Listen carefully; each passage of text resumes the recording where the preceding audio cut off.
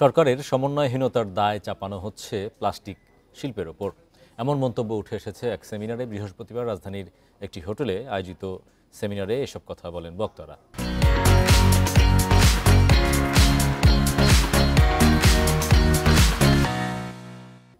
এ সময় আলোচকরা আরও বলেন, নিষিদ্ধ কোনো সমাধান নয়, সাশ্রয়ী ও নির্ভরযোগ্য কোনো বিকল্প না রেখে নিষিদ্ধ ঘোষণার পথে যৌক্তিক সমাধান আসে না, বরং এতে সমস্যা আরও ঘনীভূত হয়। প্লাস্টিক দূষণ মোকাবিলায় প্রয়োজন বাস্তবমুখী পদক্ষেপ।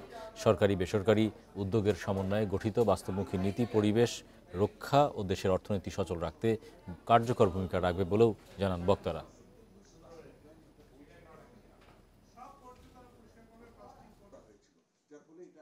পার্টিসিপেটরি পলিসি ফর্মুলেশন, এটা বাংলাদেশে it goes up and down, it's inconsistent. কোনোটাতে এত বেশি হয়, এটা আমাদের ফরিদ ভাই জানেন, ভ্যাট ল 12 সালে এসছে, তারপরে ল পাস হওয়ার পর এমন পার্টিসিপেটরি ওপেন করেছে 18তে, ওই একটা সেই লর মূল ভিত্তি চেঞ্জ করে